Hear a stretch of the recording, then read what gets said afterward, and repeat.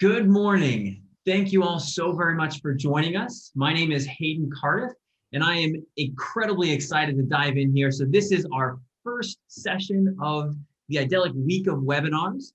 And so we have a fantastic schedule here, not only for the week, but especially for this morning. So today, I'm excited to be able to dive right out of the gate into a really important topic of conversation, which is being able to build a driver development program that works. And today I've got a wonderful group of panelists here with me. So I'd love to introduce Cody McClain, who is the Director of Safety and Human Resources at Tucker Freight Lines, as well as Tim Smith, President of Pivotal Fleet Solutions. So wonderful group of panelists here to dive into an incredibly important topic of conversation. So before I get rolling here, I would love to give both of our wonderful panelists a little bit of time to highlight themselves, their companies, and a little bit about their backgrounds. So Cody, would you mind getting us kicked off here? Sure. Yeah, thank you for the introduction, Hayden. My name is Cody McClain. I'm the Director of Safety and Human Resources at Tucker Freight Lines. I've kind of worked throughout the business here at Tucker Freight Lines, operations and safety has kind of been close and near and dear to my heart. So that's one of the things that I have a real good passion for. Our company, Tucker Freight Lines, is a carrier based out of Iowa that specializes in dry van freight and specialized open deck freight, flatbed, step deck, RGNs, things like that, extreme heavy hauls. So we're really excited with our partnership with Idyllic, and we're glad to be on today. Fantastic. Cody, thank you so much. Tim.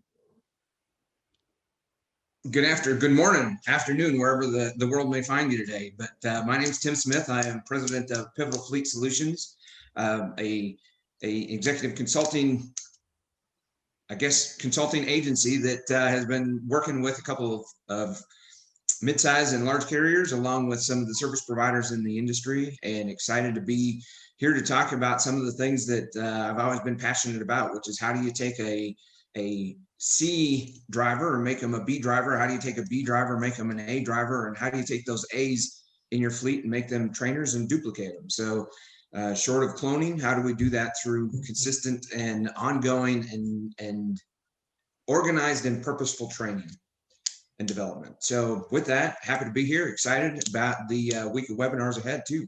Congratulations to Idyllic and the team for pulling off another spectacular and information-filled week. I appreciate that. And thank you both so much for being here. And again, my name is Hayden Cardiff, founder and co-CEO here at Idyllic. And again, at Idyllic, our main goal is to help fleets manage their drivers and help them get home safe each and every night. So obviously, training and coaching is a huge part of that driver management program. And so this topic, obviously, as you can tell, is near and dear to all of our hearts. So I'm very excited to dive in. So from a little bit of housekeeping here, wanted to kind of give you a sense of what we're going to be talking about and diving into with this topic. First and foremost, really understanding what are some of the things that go wrong with creating these driver development programs and training programs as a whole. Where are some of the things that we can look to improve? Also, when really looking at all the different phases of training that should be present within your fleet. So targeting drivers who have specific issues and needs, being able to go in and coach continuously, whether your drivers are showing or exhibiting issues or not. So having that coaching for the long haul, and also being sure that we can ensure that our driver trainers are most prepared and well equipped to be able to be effective with their drivers. And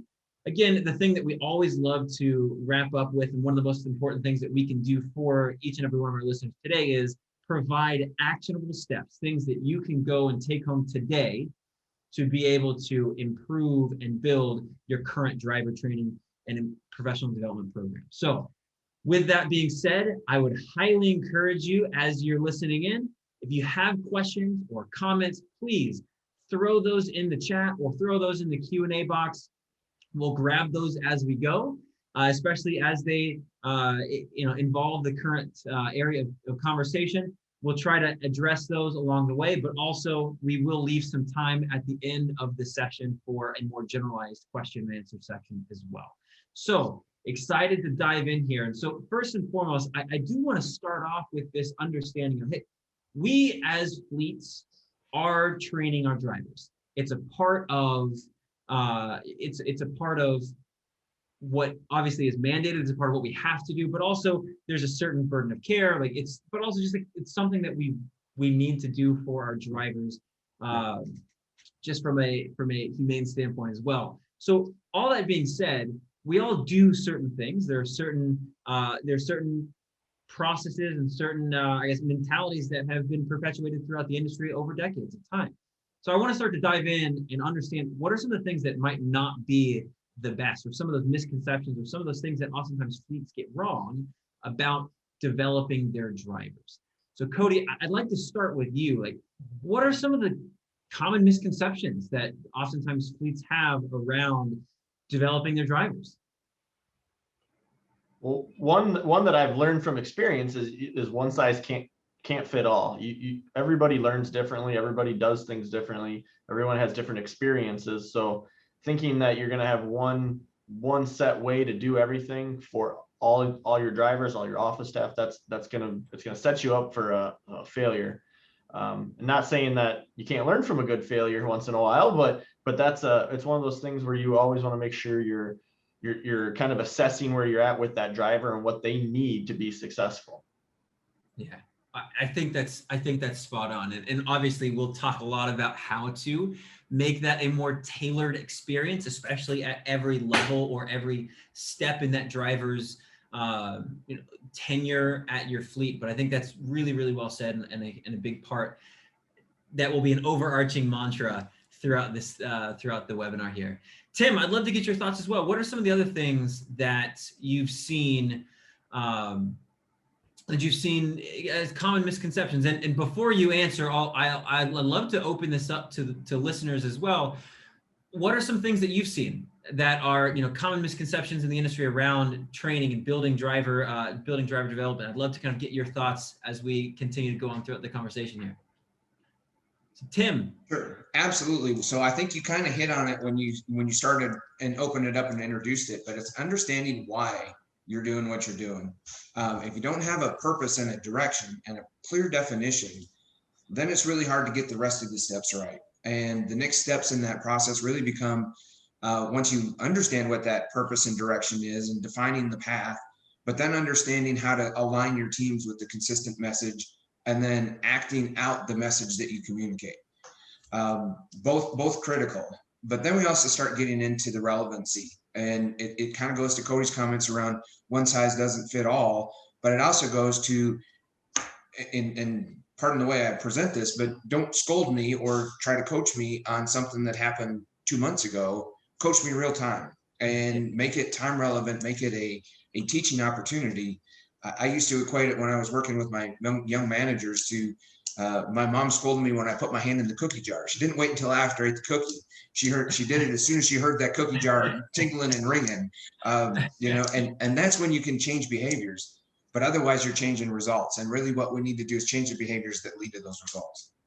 Yeah, that is also an incredibly well said point, because I think the timing of that is really important, and we can equate that to ourselves as well. Tim, I think that example is very timely, and I think we can all relate to that. But like when you start to look at a lot of these different types of misconceptions, you start to, some things that come to my mind as well are just like the fact that oftentimes we see in the industry a trend where we put a driver through a couple days, sometimes even a couple week orientation process, and then we slap them on the back and say, all right, go out and make us some money. And that is the extent of the training program that we give them. Like that is not good enough, right? Like that, and obviously having that continuous training, whether the driver's doing well or not, is incredibly important.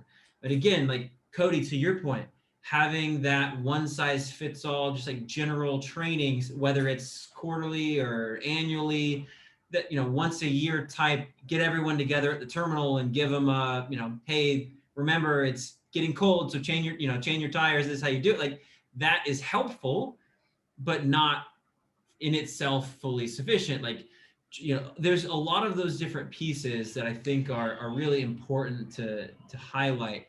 And so thank you both for bringing it up, because I think that sets a good groundwork that hopefully as fleets, we can start to kind of step back a second and realize like, all right, am I doing enough? Is what I'm currently doing best in class? Obviously, if you're on this webinar, you have that mentality that you can always learn and improve, but it's always good to kind of have that, be able to take that step back and have that little bit of self-reflection and hopefully be open to improving those different processes. So, and Eric actually brought up a good question here. Will the webinar be available later for my team members that were unable to attend? Absolutely. This is being recorded. We're going to send it out after. So feel free to kind of home in, pay as close attention as you can. You don't need to necessarily take down all the notes. We can, this will be available for you and your teams after this as well. So I'd love to move on to kind of the first thing that we oftentimes think about in training and driver development, which is you've got a driver with a specific issue. How do I go in and train that? How do I go in and get that, as Tim said, get those C drivers to B drivers, B drivers to A, kind of improve their overarching behavior. So, Cody, I'll jump back with you and say, like, when you want to address specific driver issues, like what are some of the things that help you identify root causes? Because I think that's really important to understand the underlying problems to be able to go out and coach that. So a big thing is to investigate. They're not you're not always going to see right away what the big root cause is. They could be in a hurry all the time, so their speed may be affecting something else that they're completely doing. And then communicate with the drivers. A lot of times they'll tell you without telling you kind of what is the root cause or what the issue is. It could be something in their personal life. It could be something that's affecting them with their driver manager. It could be accounting. You never really know until you actually communicate and investigate what the issue is. And then trying to do training off of that is where sometimes that difficulty will come in, but that's where you're going to get your most success, is figuring out what that specific driver needs and communicate with them. Yeah, I like that a lot, because I think the basis of, in my opinion, one of the strong bases that we really need to build that driver development foundation on is buy-in from the drivers themselves. Mm-hmm. And so, Cody, I think what you just highlighted there is really, really key, because with that underlying investigation, and obviously there are tools, there are technologies, there are ways to make that easier and scalable, but with that underlying investigation, you're arming yourselves and your drivers with the knowledge and understanding of, this is why we're talking in the first place. This is why we're coming to you. This is hopefully why we're coming to you preemptively, proactively, so that you can come home safe to your family. We can have a more positive conversation, right? Because coming to a driver beforehand rather than after a crash or an incident, two fundamentally different conversations. And so when you can go in and be very prescriptive and be very, as an advocate for that driver and say, hey, this is what we're seeing, this is what we're finding, let's dive in and see how we can address that. Like, that builds that foundation. So I think that's absolutely terrific. Tim, I'd love to kind of get your thoughts on this as well. I mean, what are some of those things that have you've seen with your experience in safety and driver coach and driver management, like, helped you identify some of those root causes? Well, I think Cody hit it square on the head when he said you got to investigate. You got to dig in. You can't just look at that surface issue and say, gee, this guy's got an hours of service problem. There's something else going on there. What is it, and how do you get at it? But in order to do that, you have to take a holistic approach and a view to the driver. You can't just look at these segmented channels. We all, and a lot of us that have been in the business for a long time, have seen an evolution in the business for sure. But there are now so many sources of data, so many places I can go get information. But if I just focus on one channel and I only correct behaviors in one channel, I might, to Cody's point, miss the bigger picture of what's happening. So if I have an hours of service issue, if I really dig in and I start finding more detail issues, maybe I have a detail issue, training issue. It might not even be something we think about as safety, but it's how do I make that person better through the hints that are given?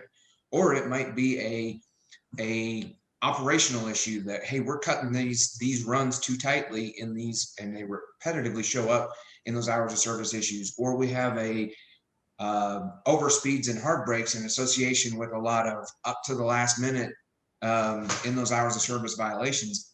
Do we have an issue where we've got a driver that's driving too aggressively? There's a lot of data there that can help provide information before we even start talking about cameras and roadside inspections and MVRs and historical information. But taking all that together, putting it into one spot, giving some message that comes out of it that's bigger and broader than simply Tim Smith has an hours of service violation.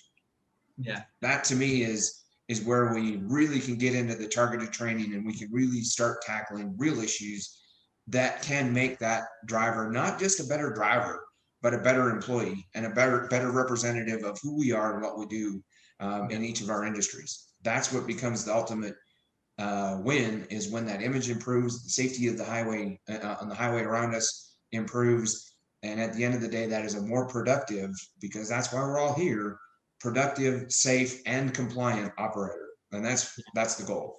So no, I think that's absolutely spot on. I think being able to identify all those different patterns, all the different pieces of data, all the different things of that driver's behavior, not only helps you to, again, identify the risk, which is key, because we as operators, we as safety professionals, driver managers, whoever is in charge of making sure that driver is on the road safe each and every day, we have a finite amount of time. And being able to spend the time with the drivers who need it the most is obviously one of the most critical things that we can do on our end, and how we can really prioritize our day. But I think that ties in really well with that same concept of buy-in that we were just talking about. We actually just got two questions right back to back that were right along the same lines. I mean, one question is, how do you deal with drivers who do not like change? Drivers that say they have X number of years of experience and just simply refuse to learn new things. Eric also asked very similarly, how do you overcome a driver's resistance to training and get their buy-in? So I think both fantastic questions. And I think it does come into that, in my mind, comes into that, like when I am armed with the insight of what behaviors are leading to the alarm, like being able to, like what's triggering us to come in and assign training in the first place? Like, what are those behaviors? Not like individual incidents, but behaviors they're exhibiting, right? So being able to group together telematic events, as in like, all right, it looks like you have a history of speeding or harsh cornering, being able to group together moving violations or see a holistic view of any type of minor accidents or HR events or customer complaints. Like in the holistic view, you can now dive in and be able to approach that driver. And if you're doing it proactively and predictively, you can have that conversation earlier rather than later, and you get a little bit better buy-in. Cody, I'd love to get your thoughts on that. Like, what are you seeing as far as how to get better buy-in from those drivers when you're trying to assign training? So one of the really big things for me is building that relationship ahead of time. The more I can build that relationship, talk to them, learn about them, learn their likes, dislikes, their anything in their personal life they want to share, that becomes a better way to start it off the conversation. Not always just calling to nag or calling to watch over whatever you may want to call it, but that usually is the best place to start. As far as I've been doing this for 30 years and I haven't got a ticket, or then you're on borrowed time, honestly, if you have those poor behaviors. And one of the big things that I always like to say is, we have so much more technology at our disposal than we did 20 years ago. 20 years ago, they didn't build houses the same way they build them. There's things have changed. Technology's gotten better. Let's use those tools and those technologies we have to make a better product, a safer product, and to always learn and just to strive to become a better professional in our industry. Yeah, I absolutely love that. It's so funny as as you were answering, we had a comment come in that just echoed that entire sentiment. John, John mentioned, you have to be sincere and develop a level of trust with your drivers. That takes time. Does. Then you have to show by your actions that you care about their individual position and their ability to continue to drive and be productive anywhere, especially with your company. I love that, like that care, that level of detail with the driver, where you're not only there to, every time they pick up the phone from operations, pick up the phone, especially from safety, their first thought should not be, dang, why are they calling again? What did I do this time? Like that should not be their reaction. You should be able to give them attaboys, give them praise, like give them recognition along with the positive coaching. And they should know that coaching comes from a place of care, genuine care, that you want them to come home safe each and every night. So Cody, I think that's spot on. John, I love those, those comments as well. So Tim, I just real quick, I want to get your thoughts on that before jumping into to the last piece of here from the targeted training. But like, how have you seen getting buy-in from those drivers? Well, I think that I agree with all the comments around the personalization for sure. That this is all a relationship business, and that's what we're here. Why a lot of us are here doing what we do, and personalizing it is absolutely a key. But I think the other thing is it's got to be relevant. You've got to be talking about things that are relevant to somebody at the time. And the other thing is our messages have to be aligned. And for those of us that have been in that safety role and had multiple locations to manage, you go in and you visit a location and, oh gosh, the safety guys here, we're going to have to behave today. It's kind of like the police officer sitting in the middle in the median of the interstate. Everybody's brake lights, come on until you get past the police car, and then everybody's back up to speed again. That's not training. That's not change. That's momentary modification. Yeah. We have to get to a point where we can sustain that, and we do that through aligned messaging. I can't go in and talk about we got to be safe today or we got to be compliant today. I can't go in and have a conversation around vehicle inspections as a safety representative and then turn around and have my driver's manager tell him, hey buddy, I know your brakes are bad, but this is it's going to be late if we don't get it down the highway. Those kind of conversations can't happen. You can't have those cross messages. The message has to be defined. It has to be purposeful. It has to be relevant, and it has to be timely. And you got to stay consistent in that. Because a lot of these people coming in, let's face it, we're in a high turnover industry, and our biggest risk comes from that guy we just next hire or our next hire. So we don't necessarily always have time to get that personal relationship with it. We've got to know that our system and our message and our expectations are so clear and so defined that he or she is going to know that when they set their first foot into our truck to go to work for us, they know that what our expectations are around safety and compliance and how we're going to work as a team. So aligned, relevant, on point, consistent, it's got to all be there. I love that. And I think that goes really well, just like with the overarching theme. Like obviously step one, you have to have all the data pulled together so you can identify those at-risk behaviors before major incidents happen. Because if you can do that beforehand, yes, obviously you can hopefully prevent the major accidents from happening in the first place, but the conversations are dramatically different.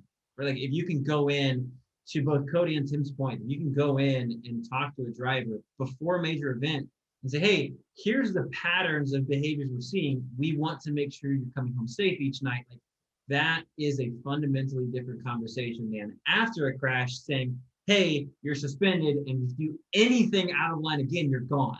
Like you're going to get much more buy-in from one of those conversations more so than the other, right? And so that's obviously key. And then being able to go in, and Tim, to your point, being able to align and keep consistent the messaging from safety and operations, both angles across the board as you're going through that training. I think that's key. And John actually brought up another good comment that aligns really well with what you said there, Tim.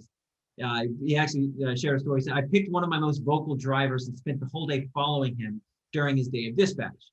He didn't spot me until his last delivery. He asked me when I started following, and I told him I was there the whole day. He asked me why I did that. I told him because he was worth it, right? Like that, those kinds of things is consistent. That's consistent messaging. That is putting your money where your mouth is, like that. I love that. So before we move on to the next topic here, we did get a good question from Chris, and this is a question we get a lot. And it is, how do you balance driver training with the independent contractor owner-operator model without jeopardizing IC status? Can you implement these types of strategies in an IC fleet without the appearance of employer-like control? Tim, I know at Hub and several others, like this has been something that has been top of mind for you. So let me start with you, and I'll jump over to Cody after. Let me go back to the other one really quick first, because then I'll come back to this one. Sure.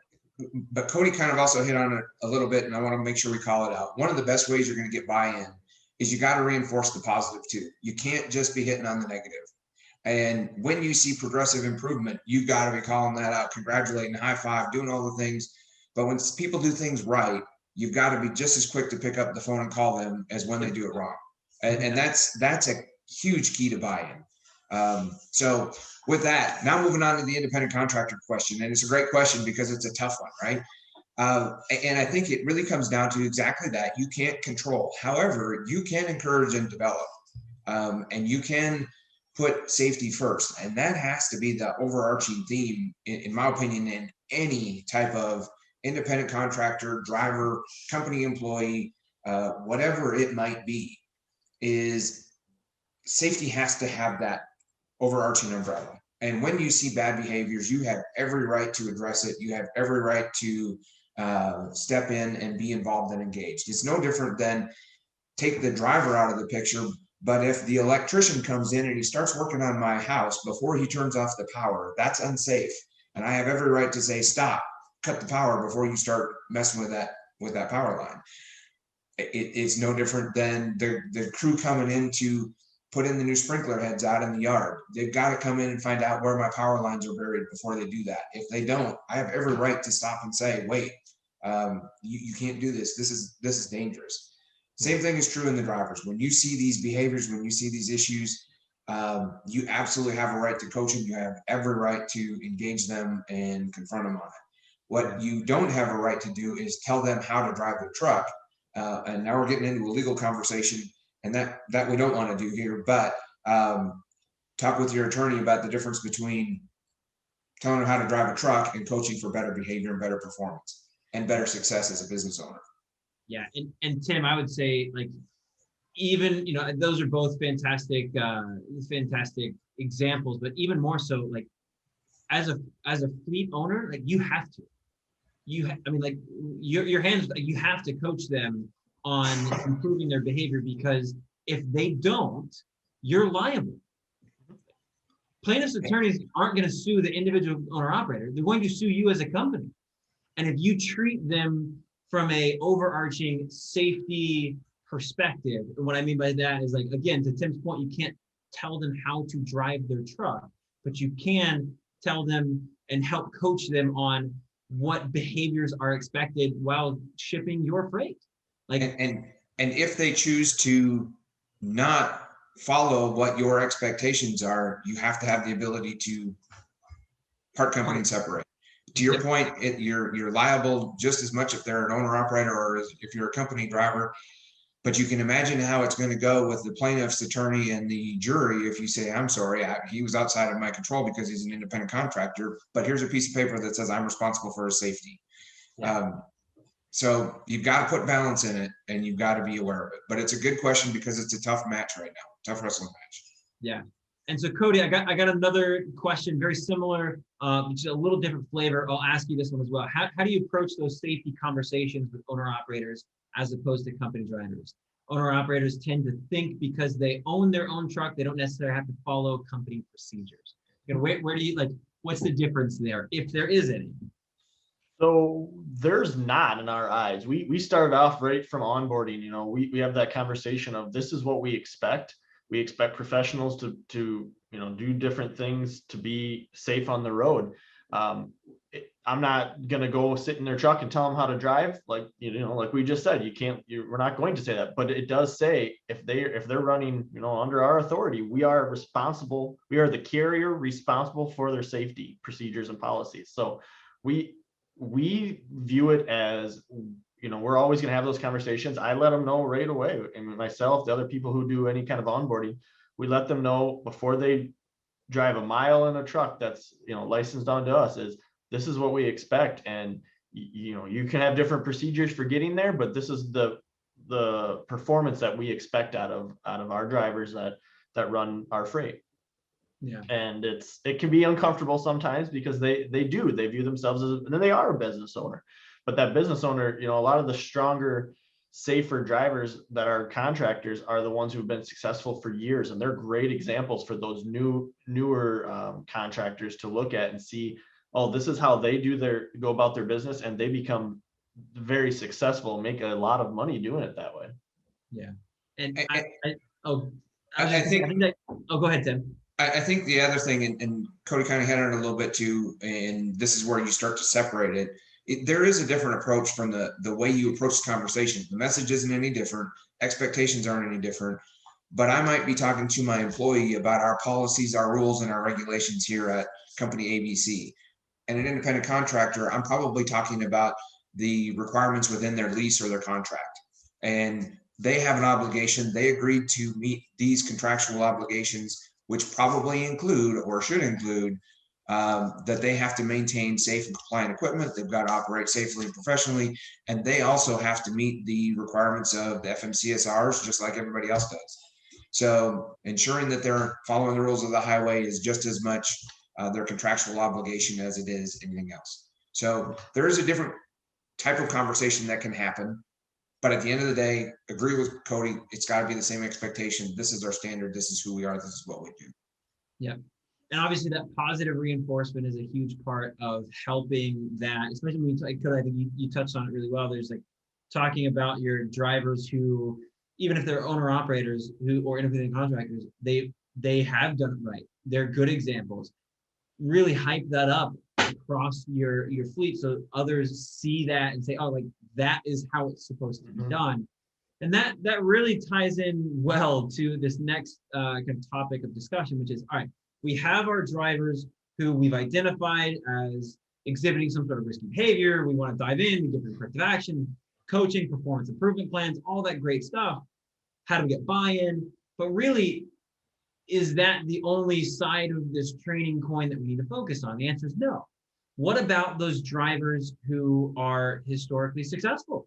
What about the drivers who you don't really hear about because they're doing their job, they're on time, they're not hitting things? Like, what about those drivers? Like historically, I think kind of going back to some of the conversation around misconceptions or things that we oftentimes might get wrong at times around training and coaching is this mentality and mindset that if I don't hear from the drivers because they're doing well, I don't need to hear from them. I don't need to talk to them. Let them do their thing. They don't want to talk to me. Like they don't want me bugging them. Like let them go down the road.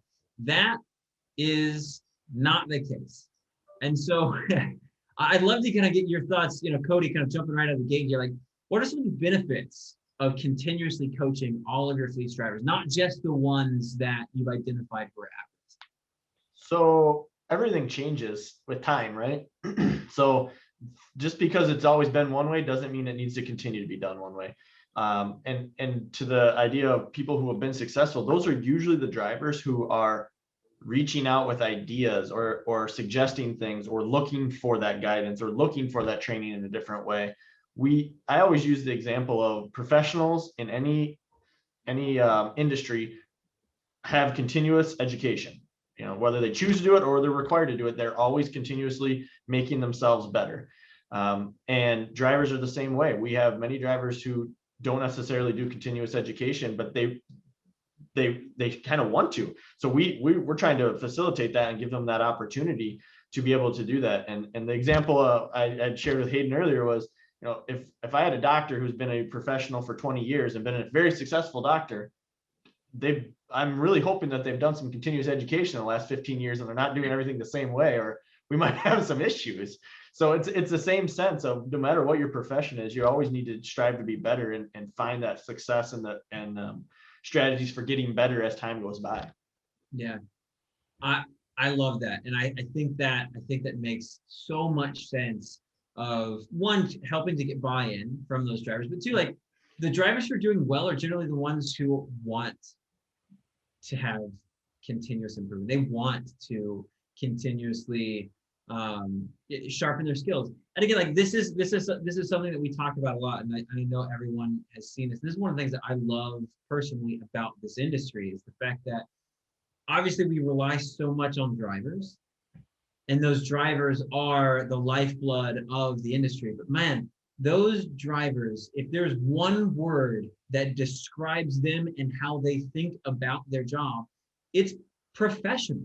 They are driving professionals. They love what they do. They have so much respect for the position as itself, and they want to uphold that respect as a whole. I give this. I also kind of highlight this pretty frequently. It's like you ask any one of your drivers, are you above average or below average as a driver? Every single one, 10 times out of 10, they will say, I am above average. Statistically, that is not possible, but they will all say that because they want to be exceptional. They want to, at least in their own minds, think that they are above average because they are a strong professional driver. And so don't shy away. I think, Cody, to your point, I think the biggest thing that I took away from that is don't shy away from wanting to or feeling that these drivers would like to have that continuous training. Yeah, honestly, when they have that want to, it might not be in an area that I think they need, but that doesn't mean it's not a valid reason or area to get training in. And they'll come up with ideas, and you gotta have your ears open and you gotta listen as well, not just have your own ideas all the time. And that's where, learning from those drivers, learning from those professionals makes your whole company, your whole fleet just that much stronger. Absolutely. And John actually brought up a good comment here. He said a surprise visit to one of their stops and buy a coffee or lunch is a great tool to help show that care and help show that buy-in, which is great. So Tim, I'll kick it over to you for a slightly different question, which is really like, how do you go in and start to assign or understand what you want to coach on for this continuous improvement, right? Like with the training before that we talked about, like when you start to see issues and identify that the driver needs remedial action, that's pretty apparent, right? Like if you pull the data together, you can start to see what behaviors actually need improving. Here, there's no real spur that's pushing you to train this driver because of an apparent issue. So where do you start to go in and like understand what issues you want to bring up or train them on? Well, I think this really comes back to some of the comments that came up earlier. As part of it, half of this is you got to personalize it. You've got to know what this person's expectations and wants and wishes are to help them get there. If I was able to go back and rewrite this slide deck as we're going through it, a counter slide might be continuous coaching, long-term coaching for all employees. And how do we look at that ourselves? Am I happy with the role that I'm in today and always going to be there, or am I going to continually want to be better? And if you go back to the Jim Collins theory and book, Good to Great, good is the enemy of great. If we're just ever satisfied with just being good at what we're doing, we're never going to get to that great level. We all know from a safety standpoint, if we're satisfied with good going down the highway, we're going to become complacent. And when we become complacent, bad things happen. So always ratcheting up that bar one more step is a big deal. It's a way to keep advancing those stakes, the new technology, new stakes. But I think it all comes back to your direct question, Hayden, as how do you do that? You got to have a plan. You got to have definition to a plan. You have to have purpose to a plan. You have to have steps and measures. It's no different than any other program. There has to be a map.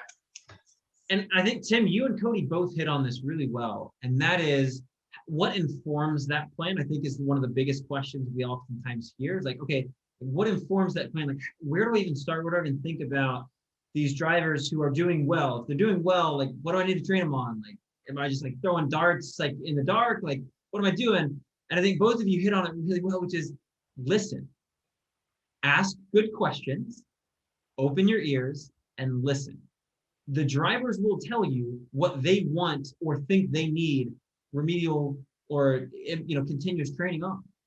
So use those things, listen to it, understand the root of what they're saying, the root behaviors of what they're trying to get at, and then be able to incorporate that into the plan, incorporate that into the overarching process of continuous training, because you should have a mapped out, understood process at this time frame, at these checkpoints, and you want to have these types of training. Is that jive? Is that Cody? Is that kind of in your experience? Has that also been the case? Yeah, if you don't have your process in place or your plan in place for your office staff, for your driving staff, or your maintenance staff, they're kind of going at it blindly. They're just out there, they may think they're making the decision they need to, but they're not.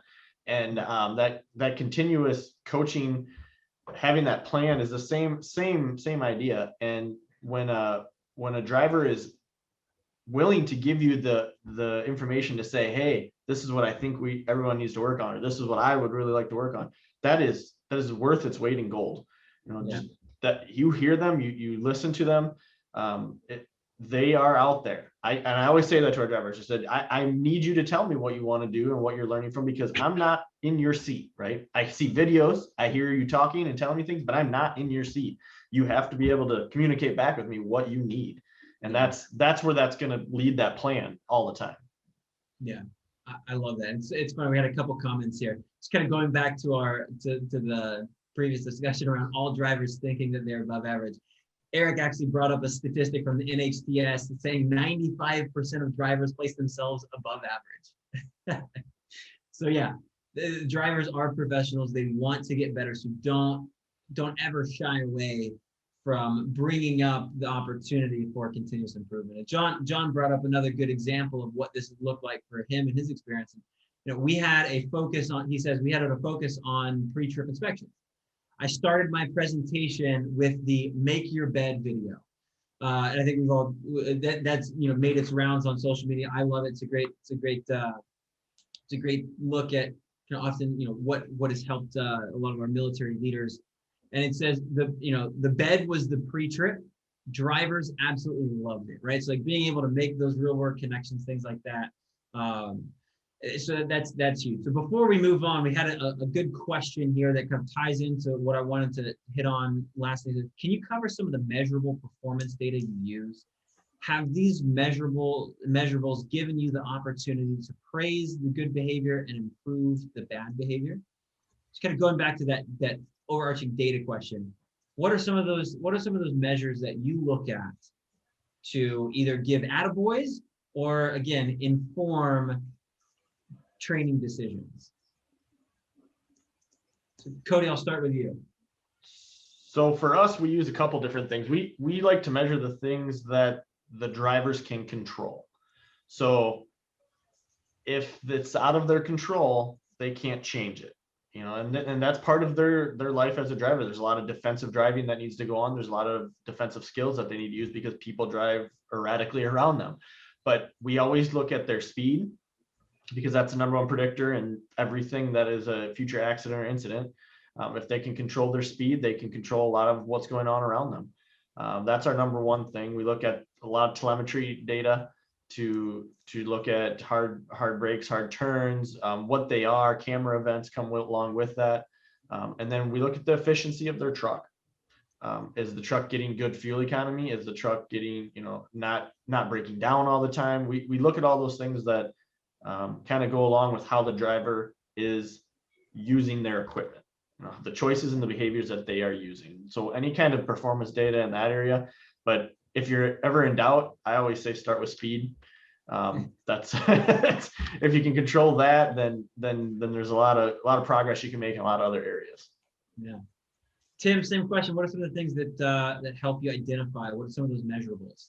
Well, I certainly agree with Cody's assessments there for sure. The other thing though that you have to do when you're going to set those measurables out there is you have to have some way to normalize them. It's not fair to compare this guy to this guy or this gal to this gal or vice versa if they're not doing similar work in the similar market in the similar areas. So you have to find a way to normalize some of that data. But I agree wholeheartedly that if you don't start anywhere else, start with speed. Start with speed as it relates to how quick you accelerate, your average speed, and how quick you decelerate. Those are all really good indications of aggressive driving. And if you can start working on aggressive driving, that's a great place to get going with it and get started with it. But then it all depends upon how sophisticated your fleet is. Some of the fleets out here on the highway today, we can tell an awful lot about them. Seatbelt usage is a really big key. If you have the ability to see their seatbelt usage, it's a great message about their buy-in to their overall personal safety. It doesn't mean we should go out there and beat them about the head about not wearing their seatbelt, but go out there and convince them why that seatbelt is important, why it's going to make sure they get home one more time than they otherwise might not have. Following distance and the following distance allowance and the tolerances and the alerts that are in there. Obviously a big one. Lane departure warning systems that give us the information around lane control, and especially if you're able to see that real time or close to real time. If you have a operator that is very rarely, once every 250 miles, has a lane departure warning go off, and then suddenly today he's got 10 of them in his first hour of work, something's going on in the truck. How do we get involved and engage that? So finding some of those places, the roll stability that Cody kind of hit on. Are there areas that we can find that we're engaging that roll stability more regularly than not? Is there drivers that are aggressively taking corners more often than not? And then I think it comes back to good old-fashioned observations, inspecting what you expect. And every time a driver gets in or out of a truck is a perfect opportunity to inspect them and see whether or not they're truly buying into your safety message. And if they're not doing it right there in your yard, and they're not doing it right, they're certainly not doing it right out there in the greater public. So mind your fences, define your fences, but then go out and inspect what you expect for sure. Yeah, I like that a lot. I think one of the things that both of you touched on is that there are so many different pieces of data, whether it's in your telematics, whether it's in your hours of service, whether it's minor accidents, injuries, work comp, customer complaints, FMCSA portal, MVRs. Like there's so many different pieces of data out there. Being able to holistically look at all of that to understand identify driver risk is really key. And I think Hector actually brought up a good question here. He says, how do you score driver behavior? Do they get a scale of 1 to 10? Like, how do you go in and, to Tim's point, normalize and kind of be able to look at that risk across the fleet? Cody, I'll start with you. Yeah, it's not always easy to do that, but the more you can get out and explain why you have things set the way you do, why we want you to have a speed at a certain level, why we watch and look at these things, that's going to be where you're going to get that buy-in, and that's where you're going to have those people ahead of time looking to follow your safety rules, your policies. We show a lot of what if scenarios. What if our driver wasn't doing what they were supposed to do in this scenario? What if they had been doing this in this scenario? It's usually pretty eye-opening for drivers when they have other drivers or other real life experiences showing them how to guide them. Yeah. And Tim, from a scoring perspective, historically, what have you seen work well, and kind of how do you like to generally score those drivers? Well, it's been an evolution for me, Hayden, and part of my history and my path, but I started out with just very linear lines and said, based on what I believe, here's where my driver should perform in this bucket. And obviously that's evolved into a holistic view to make sure that it isn't an immediate alert that should be concerned. Cody brought up the point earlier about not all these are the same. You can't have any two that are the same. I'll take it another example again. If I've got a driver that I know has been a longstanding good citizen, good performer, good operator, and he has a hard brake event today, it's probably not something I'm going to go jump on him about and get immediately involved in. But if I have a driver that's in his second day of employment with me and he's got a hard brake event, I'm going to be on that really quick. So there has to be some level of understanding of who you're talking to and why you're talking to. And that's where aggregating that data and consolidating that data and taking good, meaningful information from the various segments becomes so important, and not just singular channels. The data is a good jump off point for all of that. It doesn't make it the hard. It doesn't always have to be the hard fast line, but it's the jump off. Like, okay, everyone, these 5 drivers are above this level of measurable, whatever that may be, well, then okay, why? We look into it. Okay, this one's a little bit different, but you have to be able to also take the bias out of it, and that can be sometimes the most difficult because you do have relationships with those people. Yeah, that's why we obviously are huge proponents for using a system to be able to score those drivers. One, to do that effectively, you need to have all of the data in there. You need to use what I would say a dynamic scoring model. To Tim and Cody, both your points, like not every event is created equal, right? Like the answer to all of the questions of, well, what's more risky, harsh braking or a speeding event, moving violation or a small accident? Like the answer is always, it depends. It depends. Like depends on all the different factors, depends on the driver, depends on what other patterns of behavior they're showing. Like, so you need a system that scores that dynamically.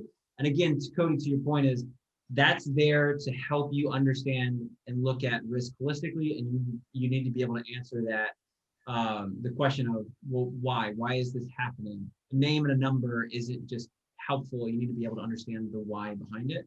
So obviously, like that whole process is near and dear to our heart at Idelic, but that you need a program that allows you to do that. So that's a huge part. So coming up here towards the top of the hour, I want to hit on one final topic before we give key takeaways here, and that is all of this training, all the things that we do for our drivers, like all that is so important. But like I think one of the things we oftentimes forget is we can have the best trainings, the best plans, the best procedures, but if we're not equipping our driver trainers or our driver managers, then it doesn't matter, right?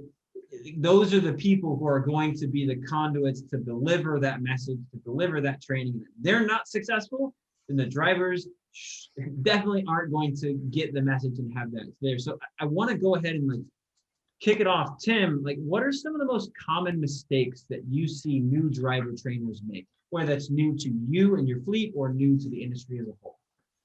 Well, I guess I want to separate this out for just a second because inside our industry, we call trainers a lot of different things. Yep. And I think what you're focusing on right now is that driver's manager. Is that right? Or are you talking about the actual trainer?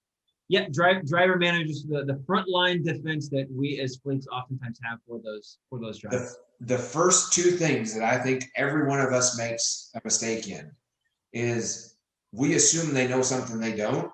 And they know how to present this data or this information in a meaningful way, and they may not.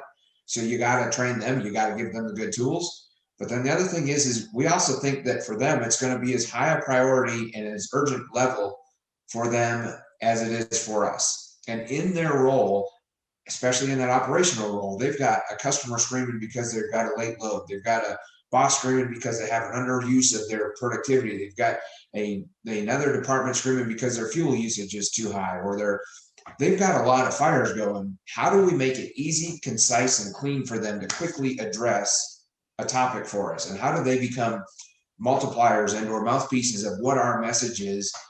And then how do we align it? And you got to make sure they know our expectations and that they're living out our expectations and not talking out this way and acting out that way.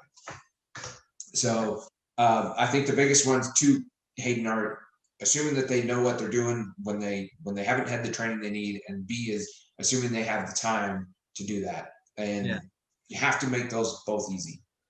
You know what they say about assumptions, right? And so like we can't make those assumptions, and I think that's absolutely spot on. And I think, and you can extract that not just to driver management, anyone in any professional setting. Like you can't just assume people are going to know what they're supposed to do, especially, sure, we give them a 1 week onboarding and orientation, great, but they're getting so much thrown at them within that first week. Like it's generally going in one ear and out the other. So just like a driver, you need a good 6-month onboarding. You need continuous. It's got to be continuous. Continuous training. I think that's key. Cody, what are some of the other things that you've seen from a driver, manager, dispatcher, whatever fleets call that position, that frontline defense? What are some of the common mistakes that you've seen as well? Well, you hit the nail right on the head. That ongoing learning. We ask it of our drivers. We ask it of everyone. And that's where sometimes they don't understand. And if they don't know the safety steps, because they're in operations, they were hired to do a dispatch job, and they don't know the safety protocols or reasons why, we need to get that to them first and foremost. I also always say that you always want to make sure we're not just giving them too much right away. I always do the I do, we do, you do kind of model. That comes from an educational model, and it works everywhere. It's, I can't expect them to do something that they haven't seen done, or I can't expect them to do something that they don't understand. So trying to do that. And then the biggest thing for me is to show that they care, to make sure that they care about their drivers. They are their manager, the driver manager, that's their job, right? Take care of their drivers. Well, if they understand that being safe and compliant and being, getting home at the end of the week, that is showing that they care. If the drivers understand that is coming from the driver manager, they will find success with them, because that's already building the relationship then too. Yeah, I love that. I think that is so important. And there's a lot that goes in there, right? Like, so John brought up a good point. Like, certified driver training, is one way to ensure that the company, the company driver trainers have the information skills they need. So like giving programs and investing in them, obviously really key. But I think that point that you made there at the end of ensuring that they care. And there's two sides to that in my opinion. First and foremost is, to Tim's point, inspect what you expect, right? So you've got to train them on what care means. And then you have to check in, make sure that they have that level of care. But one of the things that we oftentimes see with fleets is the fact that you can have that expectation, you can train them on what that means, you can, really drill into and kind of drill that into them and say, like, well, you need to care at the level, like understand the drivers, what motivates them, what they were sold during recruiting, are you delivering that, like all those different things, understand their family and all, like that's fantastic. But if we don't give our driver managers the tools necessary to have the time to care at that level, they will ultimately fail in that aspect. Mm-hmm. And what I mean by that is, if they're constantly jumping in and out of 8 different systems, if they're constantly chasing down spreadsheets or paper files or trying to remember what was said by some other person at what some other time, like, they're not going to have the ability to be effective, Cody, at that most crucial thing that you just mentioned, which is caring. And I agree wholeheartedly. Understanding and caring for these drivers that's going to help with driver engagement. It's going to help with retention. It's going to help with safety. That is how all of this ultimately works. And so investing in tools, whether it's technology or process, to allow your driver managers to free up their time to be able to focus on those things is absolutely critical. Mm-hmm. And so with that said, I do want to kind of, we're right at the top of the hour. We have a couple questions that just came in. So do want to, if people want to hang on a little bit after to kind of have some of those questions answered, absolutely would encourage that. But, 1 minute or less, I want to let both of you just kind of have final sign off here. Start with you, Tim, and then we'll finish with Cody. Tim, what are steps that fleets can take today, right now, to allow them to build and create a strong professional development program?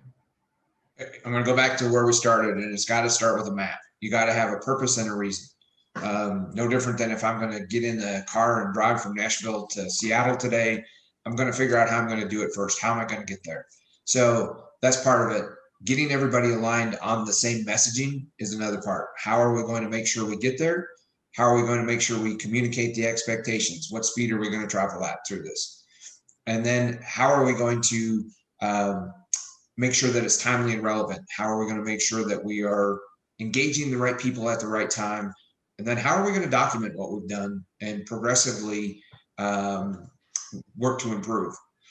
So we got to have the measures in there in order to identify, have we hit the marks that we thought we were going to hit? So kind of in a nutshell, you got to define it first, though. That's the first step you got to do. Define it, set the expectations, communicate it, train to it, measure it, hold people accountable to it, follow up. Love it. Love it. Got to have a plan. Have a plan, work the plan. Cody, final sign off. What are things that fleets can do today to build a stronger driver development program? Two things. Get feedback. Listen, get the feedback from your drivers, your office staff, the people with the boots on the ground. If you want to make change happen, it's going to start with them. So get their feedback. And the second part of that really aligns with it is just because it's always been done one way doesn't mean it has to continue that way. So be open to change and looking for progress. Progress is great. Everybody loves progress, innovation and progress. I love it. I love it. I think that's spot on. Both of you, this has been, in my opinion, an incredibly informative and very high content webinar. So I can't thank you both enough. So I know we're at the top of the hour here, but for those of you who want to hang on, we do have some questions that came in. Please feel free to keep dropping some of those questions on. We'll hang on for another 10-15 minutes here, as long as those questions keep coming. But so Keith actually made a really good comment here, talking about what we were mentioning before, is that the biggest mistake that I see coaches make is to approach the subject as an accusation as opposed to a question. And I think this is absolutely spot on. He goes on to say, rather than asking why a hard break happened, like what happened that caused you to have this hard break, they phrase it as an accusation. Why did you have this hard break? It gets them immediately defensive and kills the whole coaching relationship. Mm-hmm. That accusation is spot on, and is exactly what I think we were alluding to earlier in the conversation as well. Like when you can go in and train a driver preemptively before a major crash or incident, it's not an accusation anymore, right? Like it's now an advocacy of that with that driver to help them get home safely, to help them be productive, to help them be a long-term and productive driver for you and your fleet, right? We oftentimes use the phrase help drivers feel like they're being watched after and not watched over. And obviously that is such an important mentality, and that type of getting away from the accusation is really, really key. So I love that comment. So all that said, let's jump into a couple of these questions that we have. One, kind of going back to some of the conversation at the beginning, like what do I do if a driver seems like they're growing disconnected? How do I bring them back and get them kind of reconnected again, whether it would be from training or just as a productive member of your fleet? So Cody, I'll start with you on this one. Like, what do I do? Obviously there's certain things you can do to identify when drivers look disconnected. That's a different question. Like, what do you do once you've seen that? How do you start to bring them back in?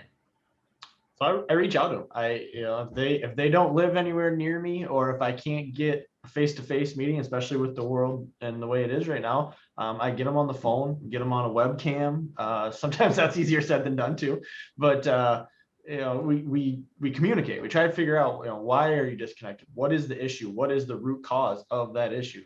Whether it's really something that I can help and change and fix that within our company or within a process that we have, or is it something, in their personal life that they just need someone to say it to? And it doesn't, sometimes I'll get uncomfortable where they'll share some with me. I'm like, I don't know how to help you with that. I'm not a trained professional, but I can hear you. I can listen to you. And that's, just knowing that we care. That's honestly going to be, again, one of the biggest things that people can do is just show that you care. Yeah. And I think one of the things that helps the most with that is something that you mentioned earlier, is being consistent and early and often, mm-hmm. right? Not just when you see things going astray, but like give them attaboys, give them praise, like have a relationship. We talked about driver managers, like have a relationship, give them tools and technologies to allow them to care at that specific level. So then when you see someone getting disconnected, or you see someone, whether it's safety or driver engagement, you have that relationship where it means something now. I think we all can relate to, something bad goes on in your life and someone comes to you and says, oh man, I'm so sorry to hear that. It's like, if I haven't talked to you in months or years, like it just doesn't have the same weight. Yep. Right? Because like, I know it's fake isn't the right word, but it's not nearly as genuine. right? So I think that's absolutely spot on. Tim, same. Anything else to add to that as far as what you can do to kind of re-engage with those drivers? One of the most effective ways that I've ever seen it, and it all goes back to that having that relationship to start with, but understanding who these people will allow you to do this, because they are people. They're not just a driver. They're not just a number. But going out to them when you see that concern, when you see that path that they're on, you know it's going to lead to a bad place. Sit down, talk to them about why you see that, what the data suggests, what you're seeing, what has been your experience in this path. Giving them not just anecdotes, but here's what really happens.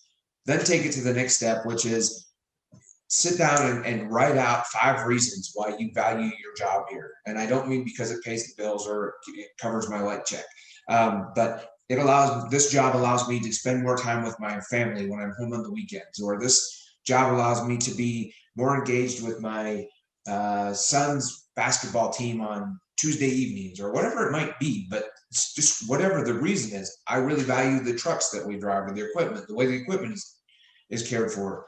Give them 5 good reasons of why they value their job.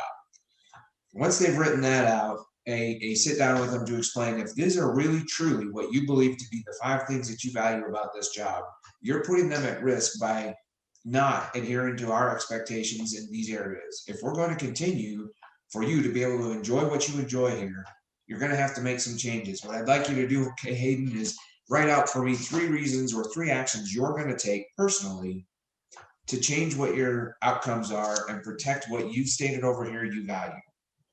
Then with that written expectation that they've got, give them a copy of it. You keep a copy of it.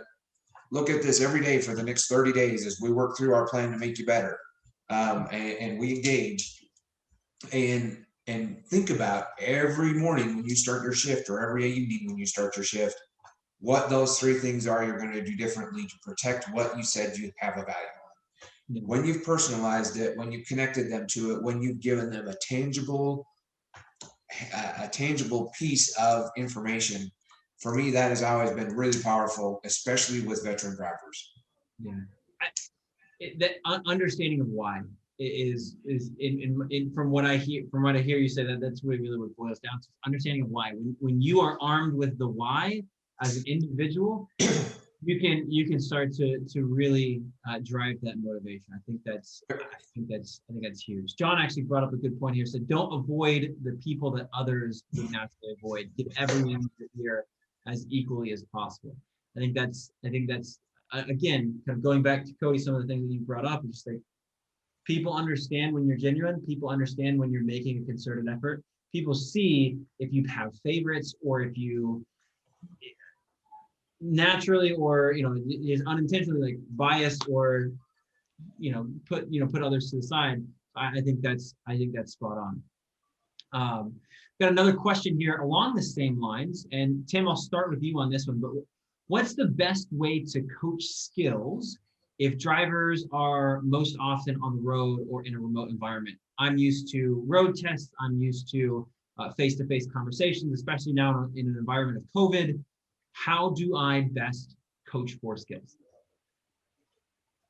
Well, I think that really depends on what skills you're trying to coach.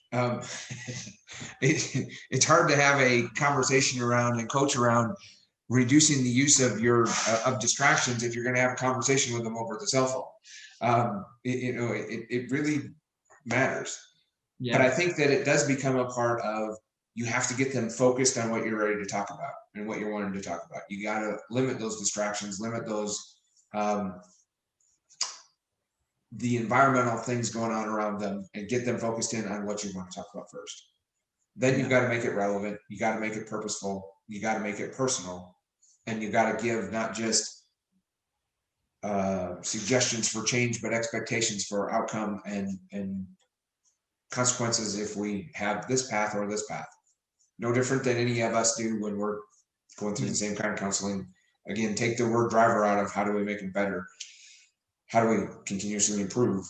It's not a driver, it's how do we do that for ourselves? Yeah, I love it. Cody, anything else to add to that? Yeah, I think you got to use different platforms. Use the technology. We use Luma Learning for our a platform we use for drivers to use when they're out on the road. But also, there are some drivers who really love paper and pen, newsletters. There are people who just want to have a conversation, once a week, have a coaching call. Again, finding what they want, what they need, and using the different platforms at our disposal. So, investing in the different ways to reach out and show that you're empathetic, and then that you're reaching out to touch, get those touch points with the drivers. And I think that's a really important part there, Cody, is understanding what that person is going to connect to. And a lot of that is cultural and generational. There's some really great videos out on the web from a guy called the Gen Y guy. I'm not even sure what his real name is, but he talks about how you can be better communicators with various generations. And let's face it, we have an aging population in our workforce, but we also have some pretty broad spectrum ranges in there. And how do we adjust that, tailor that? Yep. Those people for sure. Yeah. And I always, I hear every once in a while, you hear someone say, well, I don't have time to have that conversation. I don't have time to talk to them.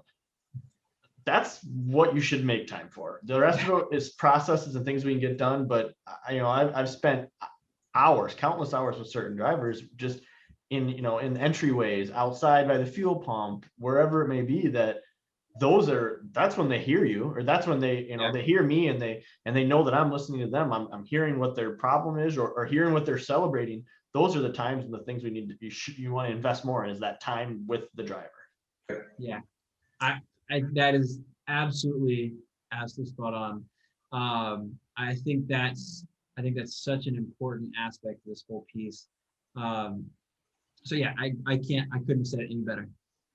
So last question. I know we have just a few minutes left here, and we just got one more that came in.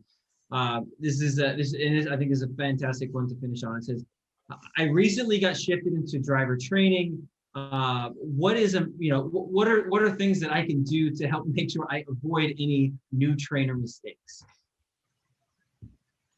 Cody, we'll start with you on that one. Don't think you know all the answers. Learn from the drivers. Don't come down. Don't be, the dictator or the it's my way or the highway. There's, again, multiple ways to do things, and learn from the drivers, and don't be afraid to say, I don't know that answer, but I'm going to go find it for you. Knowing that you aren't perfect, people are much more willing to learn from you, knowing that you're willing to work hard for them to find the answer. That's as a driver trainer, I think that's one of the things that's been the best for me, is not saying, yeah, I know that answer, but let me go find someone who does, or go find a resource that does, and then we'll learn it together. Yeah, that's always good. I love that. Tim, anything else to add? I think Cody hit it spot on. You got to listen to the drivers. You got to listen to the experts. If a new driver's got a question, you go ask the other drivers, and you come back with the best answer. But then you also have to start cataloging some of those things, because if that person asks that question, then I almost guarantee you there's at least 10 others that also have the same question. So figure out, how do we communicate that on a easy scale, but then also make it easy. Give them lines of avenues to ask the questions, whether that they're to take the defenses out of it. How do you allow them to ask those questions that otherwise they might feel a little less comfortable asking? How do you make it safe space? Yeah. So also, so it had just had a good clarifying question. Kathy asked, what is Luma Learning? Cody, I know you brought up Luma. So I dropped their website into the chat here. They're a great partner with Idelic, so definitely highly recommend a conversation to the team at Luma. But guys, I can't thank you enough. Thank you for hanging on with us here a couple minutes after. Thank you for all of the attendees who continued to engage, but also you join us today. As a reminder, this session has been recorded. We're going to send this out as well, but also this is our first session of the week of webinars here at Idelic. So we started out with a high bar. This was a fantastic session. So really excited about the rest of the week. So please go to idelic.com, check out all of the other webinars that we have throughout this week. We've got another one this afternoon at 2 p.m. Eastern.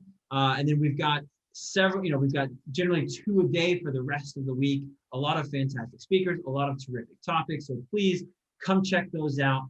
And as always, want to give one last final shout out and thank you to both of our speakers today, Cody and Tim. We really appreciate it. Thank you so much for all of your time. And as always, everyone, please stay safe and thank you for joining.